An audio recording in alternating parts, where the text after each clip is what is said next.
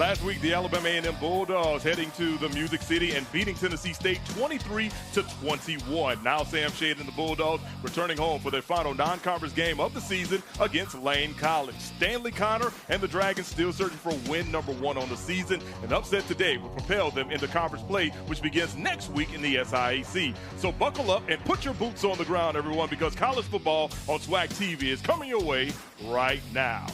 What's up, football fans? We bring you greetings from the city of Huntsville, Alabama. Alongside Tolly Carr, I'm Mo Carter, and we are live on SWACTV. Tolly, second week in a row we're hanging out, and we get a chance to watch some good football today. I'm here with the mayor of Rocket City, so I feel good. Will we have one of those SIAC SWAC matchups that is close? There was one last week, or not so close. There were some of those as well. Indeed, yeah. You're taking a look at Alabama A&M. You're taking a look at Lane. When you look at this matchup, who has the advantage? Well, of course, Alabama A&M has the size. They have more scholarships. It's FCS versus Division II. But Lane is going to show up, and they are going to play the game. It's Boots and Buckles Day today in Huntsville, Alabama. So we'll put our boots on the ground, and we'll return with college football on SWAC TV.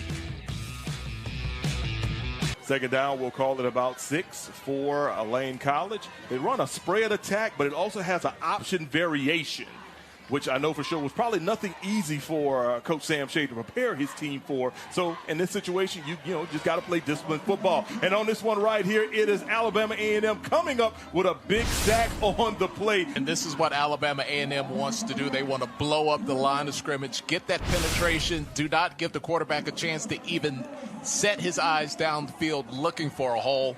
They want him to be running for his life, and that time brought him down for the big loss. Keon Hanley Jr. coming up for the second play in the row, this time with a sack, and it'll make a third and long situation coming up for the Lane Dragons. Ball literally resting at the midfield stripe for the Dragons. We are just past the 6-minute mark here in the first quarter. No score. Alabama A&M has had a chance to get in the red zone, but they threw an interception on their first drive. Here's Billups rolling out, and he avoids the pressure. It'll be intercepted right there by Alabama A&M, so they return the favor and get their first turnover of the evening. Preston Clendenin coming up with the INT for Alabama A&M. And there's nothing wrong with your screen, okay? You might be saying, wait, it's light, it's dark, it's light, it's dark. We got new lights. Mo will tell you about that in a second. But you see here, the pressure is going to flush him out of the pocket. He makes a bad decision here. Take the sack, live for another down. Throwing the ball when you're can't really see, you're going down on your back, your vision's not the greatest. Alabama A&M comes up with the interception. You got to eat that one, live for the next down.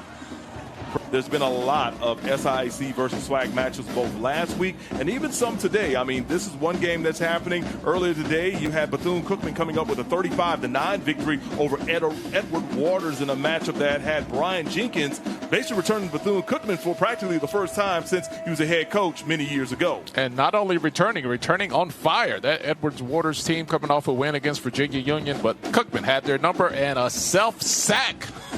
Just the grass.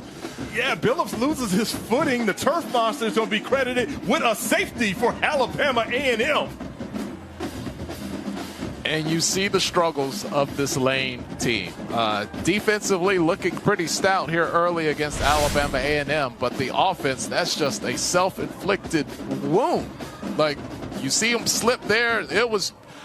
I'm gonna give him the benefit of the doubt. The field looked slick right along the hash marks, closest to the bottom of the screen there, but it.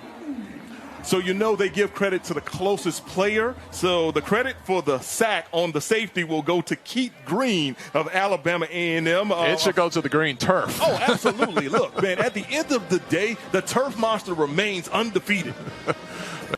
So here comes a field goal attempt by Victor Barbosa. Snap is down. The kick is up. It's got the distance, and it is good. So Victor Barbosa puts his team up by 5. Your new score, Alabama A&M 5, Lane College 0. Well, we got a soccer match going here, 5-0, and Mo, the lighting effects, a nice touch this year. Indeed. Over the summer, Dr. Paul Bryant told us about enhancements for the Alabama A&M athletic department, and one of the enhancements was the installation of LED lights here at Louis Cruz Stadium. So, of course, as we continue to get later into the night, you'll see the light show really go off. in the Lewis Cruz Classic a few weeks ago, you know, they brought out the all maroon lights at certain points in time.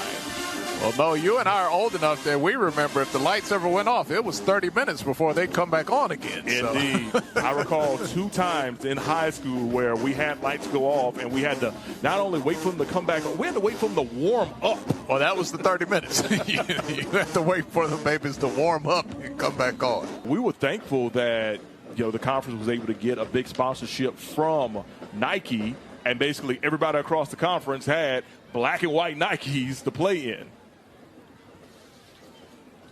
But, of course, you know, that takes you back to, like I said, those Russell and Rydell days. Oh, here comes the pressure.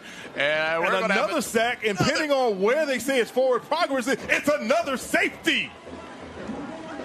It is another safety for Alabama A&M. The offensive player was down in end zone. Result of play to safety. Xavier Booker being credited with the sack right there for Alabama A&M. So now they lead 7-0. Let's take another look at it. Well, sometimes football is just math. You bring more people than the other team can block. And Alabama A&M brought the pressure up the middle from the side. Lane goes down in the end zone for another safety, our second of the ball game. Indeed. It's not too often you see one safety. The fact that we saw 2 in the first quarter. So you look at your score, 7-0. No touchdowns. None scored. None whatsoever. Eric Hanley in the shotgun. He's going to do a little check with me at the line. There is the flag this time. There's Morrow. He's going to scoot outside, and he's into the end zone for an Alabama A&M touchdown. Let's see if that play is going to stand. We've had flags all over the place on that play. Let's see what the officials have to call here. So extra point is up and good. So with 14-13 to go, Alabama A&M leads 14-0 thanks to this Morrow touchdown. We'll be back with more SWACTV. John Christian on the last reception. Second down, we'll call it 3 for Lane College. Ball resting on the Alabama A&M 35-yard line. So here's Forrest. He's going to hand it off to the first man through, and there's going to be a fumble on the play. It's recovered by Alabama A&M. Bulldogs will take it the other way. Keon Hanley Jr. coming up with the fumble recovery, and there's that light show we talked about, Tolly. Well, the lights have been on and off, flashing quite a bit here since that slow start by Alabama A&M. But again, if you're Lane, you have. He just dropped it. I mean, they've sacked themselves. They're out there stripping the ball from themselves. There was nobody there, Mo. He just dropped the ball. I totally agree with you on that one. His handler, he's going to throw the fade route, and it is caught down the near sideline by Wilbur Smallwood, the 6'3", 224-pound junior wide receiver. First down for Alabama A&M. Good touch by Hanley. Puts it on the inside shoulder there, and he's able to kind of come back for it just a little bit. The defender not able to spot the ball early enough. And into the end zone is another touchdown for Alabama A&M. Show your love to Colt Nero for A&M, A&M-U. And Nero has been the workhorse on these last couple of drives. Gets it into the end zone after that long first down reception. And Nero gets that block, and then he just takes off. And Mo, Alabama A&M is starting to do what we thought they were going to do. It just took them a little time to get there, but starting to pull away here from Lane College. So here's Hanley running the offense with Alabama A&M first down and 10 on their own 30-yard line. He's going to throw the deep ball, and it is caught in the defensive backfield of Lane College. Making the grab is Davion Walker, and Walker is going to have his progress stop right around the 20-yard line of Lane College. Oh, and that says a lot. A couple different things there. One, the receiver wide open, and you get the easy pass. He was so open he had to slow down. And then you get 2 Lane defenders. They can't even bring the receiver down, Mo. Here's Hanley. He's going to throw it towards the end zone. He's got a man, and Abner comes down with a touchdown for Alabama A&M, A&M-U. And we talked about Abner and his ability to step up at that tight end position. And he runs the little route along the outside on the boundary side, and look at that, Mo. No one near him. That's just a simple game of pass and catch between the quarterback and his tight end who slips behind the Lane defense. Of course, Travante Abner is one of the guys that transferred in with coach Sam Shade coming over from Miles. This Alabama A&M offense really just taking its time, letting that clock run a little bit before they get to playoff. Here's Isaiah once again cutting it up, and then he's going to cut it outside. Stiffs on the man. He's at the 10, the 5. Touchdown, Alabama A&M, A&M-U. So good read that time. Way to reverse, but it was the blocking downfield that really set things up for Alabama A&M, and we have to give it up to Delbert Mayberry, or actually Cortez Tolbert. We have two 19s. It was Tolbert. You see him here at the top of your screen. Look at him. Push, push, block all the way down, down, down. He blocked his man for 10 yards, sealing the deal for that touchdown. Indeed, and of course, that will show up on the film study. Oh, yeah. He did not give up on that block. He kept it all the way into the end zone.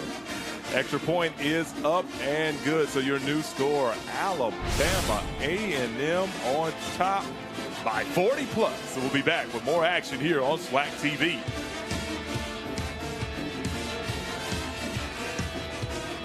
Yeah, they were there for the championship game, and oh, nice stiff arm right there for Alabama A&M, and then taking it into the end zone for a score are the Bulldogs. That's Colton Nero, his second TD of the evening. yeah, Nero, you just love the pace that he provides on running. You see the patience, the eyes downhill. He makes the quick juke move there, gets away from the bigger defender, and now he's going to drag one, two, three, all the way into the end zone. You think he's been watching Derrick Henry videos after seeing stiff arms like that? He looked like little baby Derrick Henry right there on that play for sure. You know, change that 3 to a 2, and then you got 22 from when he used to play right up the road in Nashville. Just in there. Coming on for the kick right there, David Falk. He makes it a 49-0 game. Alabama A&M out in front of Lane College with 2 minutes to go here in the third quarter. Then, of course, the Velvet Teddy Bear, Ruben Studdard, American Idol winner, came here to Alabama A&M on a football scholarship, but then got involved with the music, and then the rest is history. Oh, I didn't know that he played football. Yeah, man. He came here on a football scholarship, but was always entrenched into the music. And there's an interception right there by Lane College. And taking it back. The official takes one, and Lane with their first touchdown. A lot happening there, Bo. Pick six right there by John White, the Jackson, Mississippi native. He got a little help from one of the A&M players who ran over official. Just a little tip drill right there, like, hey, look what I found. And then after that, he's able to scoot his way into the end zone. We'll call that a 38-yard return for a touchdown. And then the referee getting knocked out the way by Dixon trying to make the tackle. So the time is winding down, and we can literally call it a game. Alabama A&M improves to 3-1 on the season. They beat the Lane Dragons by a final score of 49-7. Final thoughts, Tolly? Well, they did what they're supposed to do, and it's going to be exciting to see how this team will perform. It looks like that defense has gotten it together, and now they're going to get a chance to show it in the games that really, really matter once SWAC play starts next week. All right, we want to thank you for tuning in on SWACTV to check things out. For Tolly Carr and the entire crew, I'm Mo Carter saying so long from Alabama A&M University, where your final score was the Bulldogs 49, the Dragons 7. All games airing here on SWACTV are streaming live and archived on the SWACTV app. This has been a presentation of the Southwestern Athletic Conference. Have a great evening, a great rest of your weekend. We'll see you next time. Good night.